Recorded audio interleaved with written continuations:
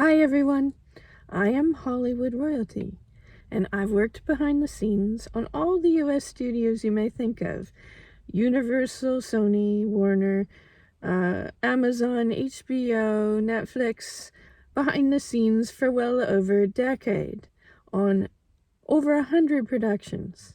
And I am descendant of French aristocracy and the British royals.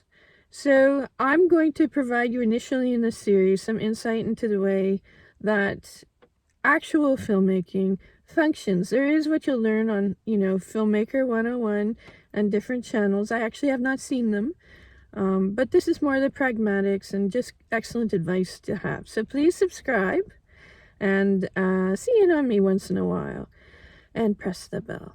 So initially, what started all this is I'm going to get into the situation with Alec Baldwin, because it is an excellent way to have you visualize the way a film set runs and the different functions of the crew as compared to the actual executives in the studio or cast and above the line talent.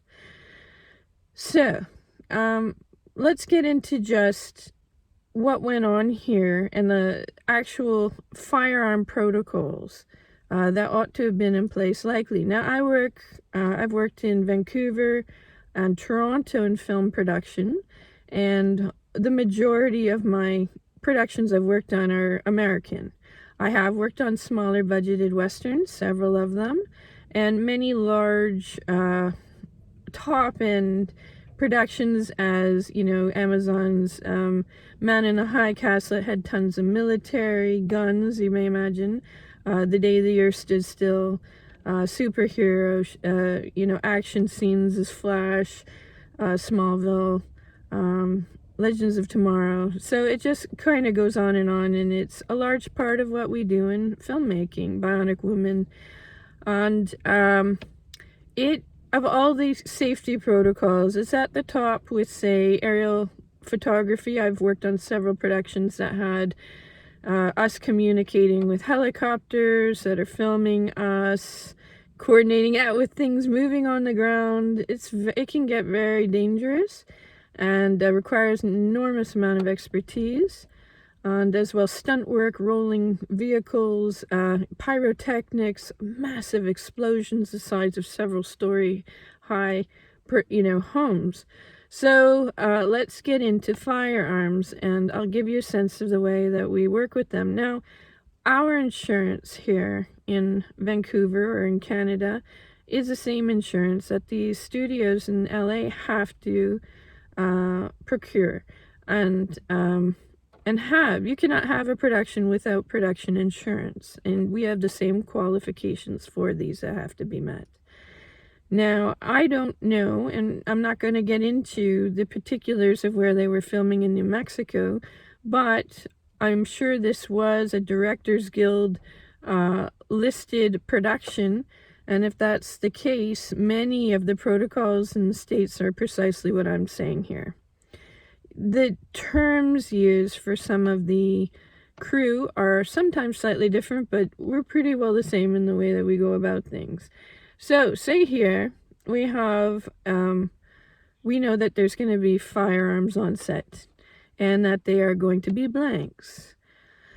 We don't ever have live rounds, ammunitions on sets. I've not ever heard on any of these productions any person ever saying, "Oh, I like the look of a live round, better bring some guns, we're going to shoot them off." That does not ever occur on film or television production sets, ever.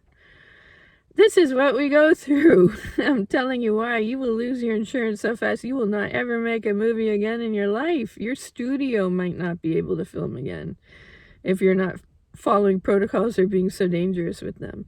So what we'll do is, when we know we have firearms, there are different kinds of firearms you have to be aware of. There are props firearms, and these are rubber guns.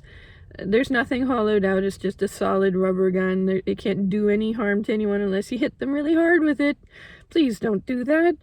But our concern with this is, what if somebody's looking up a street or, from their condo, and they see, 15 militia people running by with heavy, military artillery on them. They're going to call the police. And we sometimes get calls of people who are concerned because they heard a gun go off.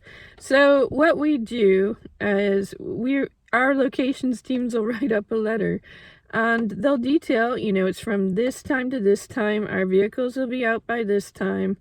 We will have blanks using firearms on set, you may hear. And, and just, pyrotechnics, whatever it is they may have concerns with, we'll detail in this letter. And then our locations team is one of the most grueling and hard bits of just work, whatever. Anyways, they'll take these letters, like, a pile of them, and they'll go from door to door to door of anybody who's within a few blocks of the production where we're going to be filming the scene, or stunts or whatever, and put them on all their doors. And they have to go back and then knock on everybody's doors. If they didn't get them the first time, they have to sign a survey saying that they're good with us filming there, and that they're aware of what's in the letter. And then they have to take these sheets and sheets and sheets of signatures of people who said yes or no to the government's film permit office to solidify our permit. So they want to know we've done our due diligence. Everyone in the region is aware there will be firearms going off, and within ear, hearing it or seeing it, and everything was covered. Then we can get signed off with this, and we have our insurance. And then on the day when we're going to be filming, we put large signage boards up, and it says filming in progress, and it may have an additional thing saying, blank firearms, just that, added to it. And then we have PAs, production assistants, who secure the entire area around the set. That means any entry point, not like most of the entry points. I mean every possible entry point. There's not one civilian who will be able to get through our set without our knowledge. And when they come up, if we're about to film, they're yelling out and telling everyone in the area, firearms on set, blanks, and they're repeating what they hear in the radio or the walkie. So who's speaking into the walkie and telling them to do this? It's the first AD. Almost certainly. So who's the first AD? The first AD is the first assistant director. So you have above the line talent on a production. These are people like producers, director, writer, the main cast, executives, and it's kind of a way that you break down the budget when you're creating the budget. So you have the core group, that's the crew and everybody. It's separate. And the crew, the head of the crew is the first AD and the AD team. And we're the people, and I was an assistant director. I was a first, a second, but mostly third AD, for various reasons, because I'm more so a creative, and the life expectancy of a first AD, and this is truthful, the insurance people gave me this information, is 48 in Canada and 52 in the United States. If you're a first AD here, you're expected to die within these ages.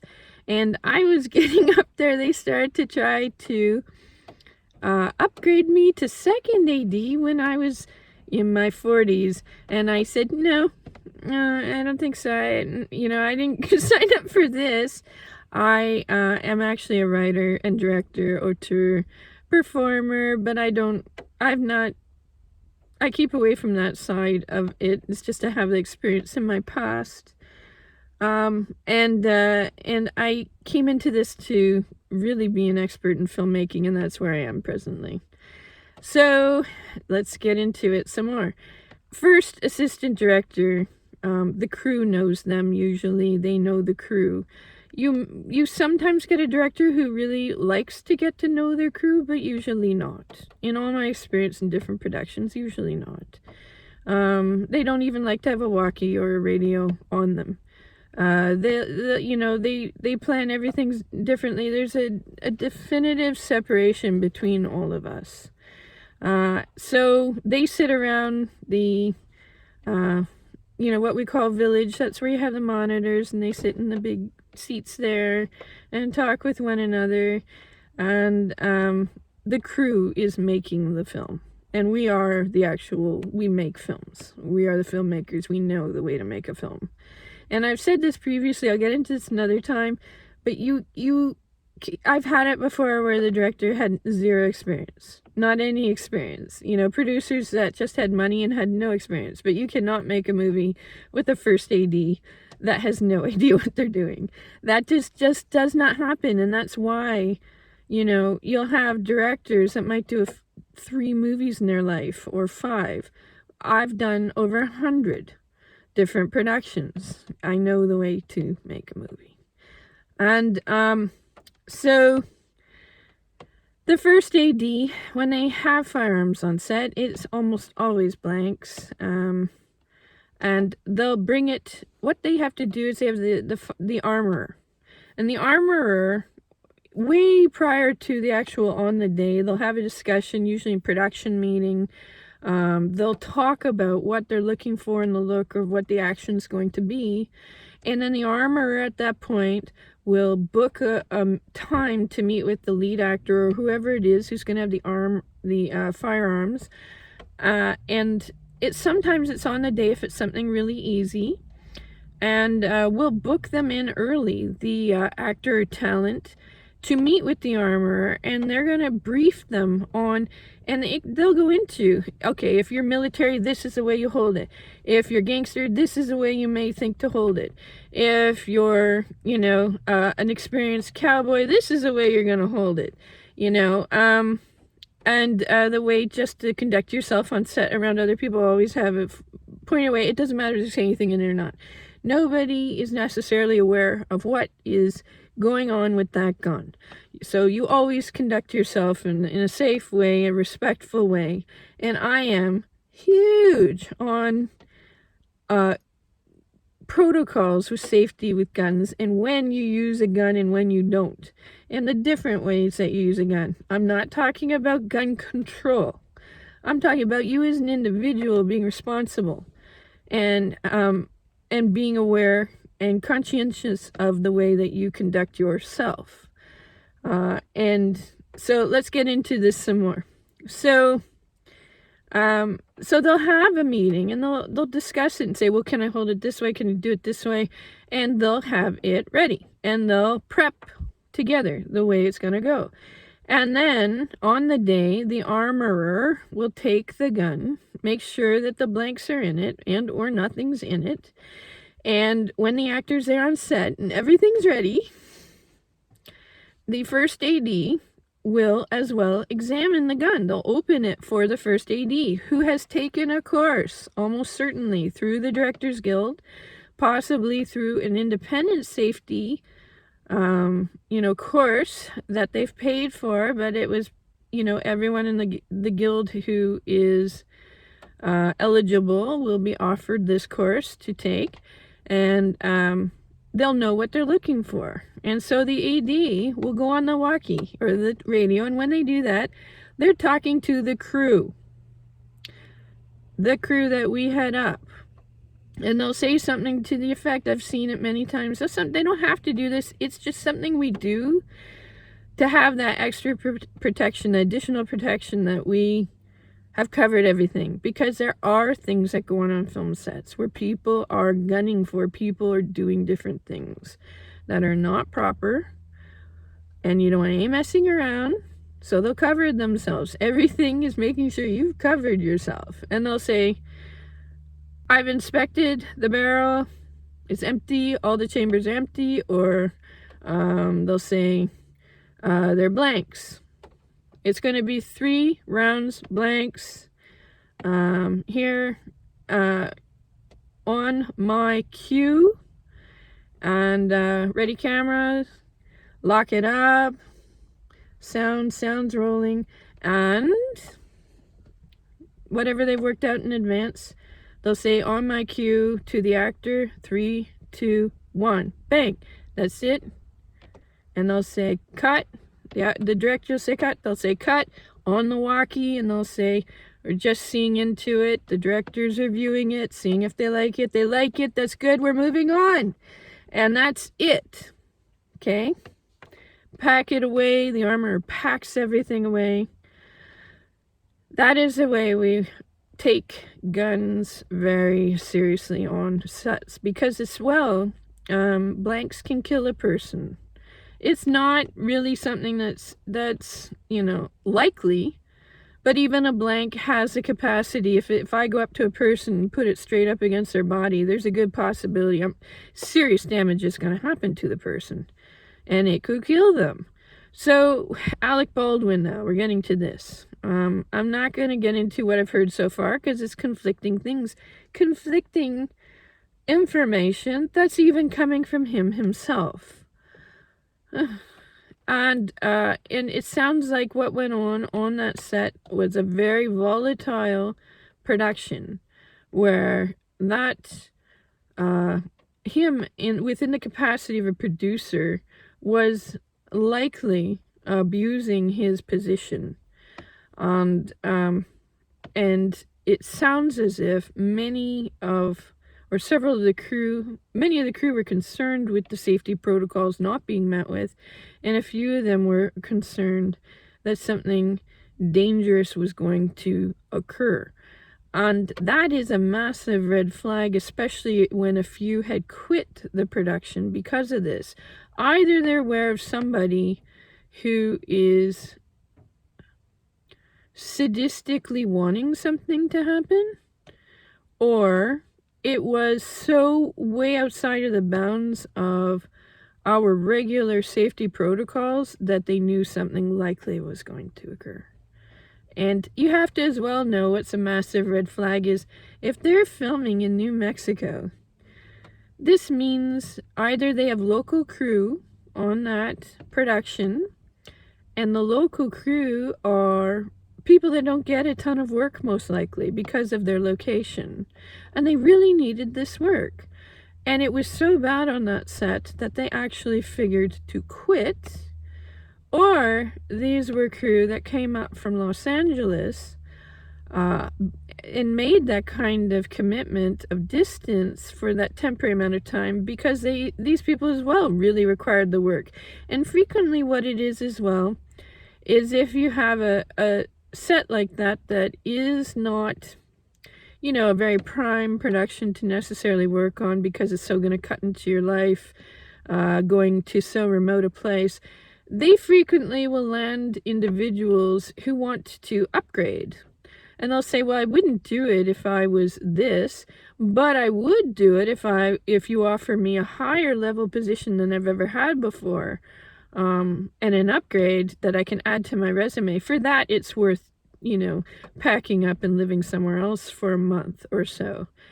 And even these people quit, it seems. So that is a huge red flag, that people were aware of something was going terribly wrong on this production, and people were not behaving properly. So I am going to tell you now, in my upcoming video after this, alcohol and drugs on film production sets. Is it prevalent? Can you just get drunk and shoot off a gun out in the desert and everybody's gonna be good with that?